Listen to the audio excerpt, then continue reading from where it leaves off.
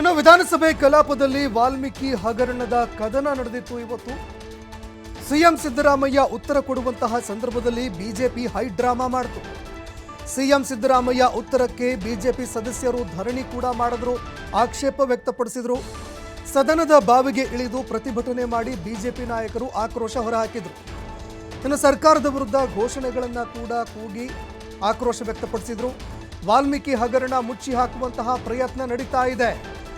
Chandrashekhar death ನೋಟ್ನಲ್ಲಿ ಸಚಿವರ ಹೆಸರು ಕೂಡ ಇದೆ. ಆದರೆ ಡೆತ್ ನೋಟ್ನಲ್ಲಿ ಸಚಿವರ ಹೆಸರನ್ನ ಓದಿಲ್ಲ ಅಂತ ಆಕ್ಷೇಪ ವ್ಯಕ್ತಪಡಿಸಿದ್ರು. ಡೆತ್ ನೋಟ್ನಲ್ಲಿ ಸಚಿವರ ಹೆಸರಿದೆ, ಆದರೆ ಅದನ್ನ ಓದಿಲ್ಲ ಅಂತ ವಿಪಕ್ಷ ನಾಯಕರು ಆಕ್ರೋಶ ಹೊರಹಾಕಿದ್ರು. ಸದನದ ಬಾವಿಗೆ ಇಳಿದು ಹೋರಾಟ ಮಾಡಿದ್ರು.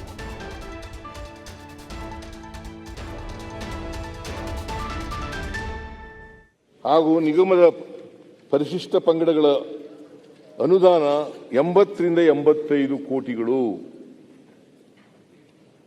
ಅನ್ಯಾಯವಾಗಿ ನಿಯಮಬಾಹಿರವಾಗಿ ಲೂಟಿ ಮಾಡಿರುವುದು ಕಂಡುಬರುತ್ತದೆ ಎಂದು ಡೆತ್ ನೋಟಿನಲ್ಲಿ ಬರೆದಿರುತ್ತಾರೆ.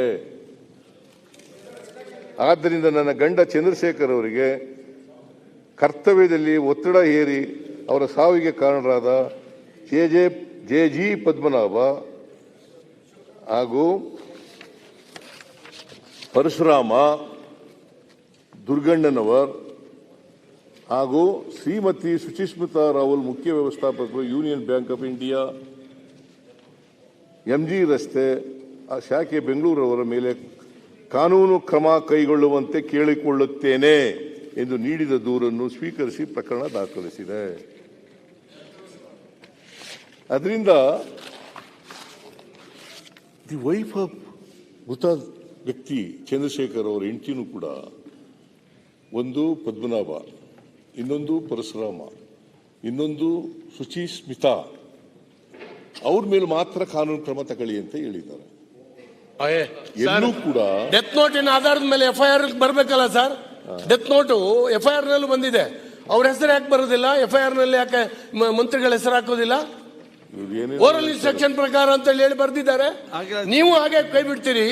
ಅಲ್ಲಿ ರಾತ್ರಿ ಇಡೀ ಕೆಲಸ ಮಾಡಿ ಪೊಲೀಸ್ನವರು 2-3 ಸ್ಟೇಟ್ಮೆಂಟ್ ಸರ್, ಇದು ಒಬ್ಬ ಮುಖ್ಯಮಂತ್ರಿಗಳು ಓದುವಾಗ ಸರಿಯಾಗಿ ಓದಿದ್ರೆ ಸರ್ ರಕ್ಷಣೆ ಮಾಡೋದಿಲ್ಲ ನಾನು ಅಂತ ಹೇಳ್ತಾ ರಕ್ಷಣೆ ಮಾಡೋ ಕೆಲಸ ಮಾನ್ಯ ಮುಖ್ಯಮಂತ್ರಿಗಳು ಮಾಡ್ತಾ ಇದ್ದಾರೆ. ಶಿಕ್ಷೆ ಯಾರಿಗೆ ಕೊಟ್ಟಿದ್ದಾರೆ? ಇದರಲ್ಲಿ ಆತ್ಮವಂಚನೆ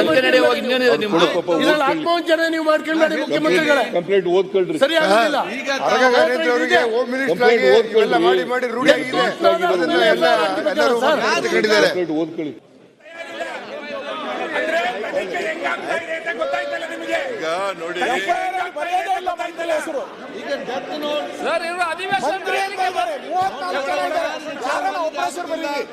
ಯಾರ್ದಾನ ಬರೀರಿ ಮಂತ್ರಿ ಹೆಸರು?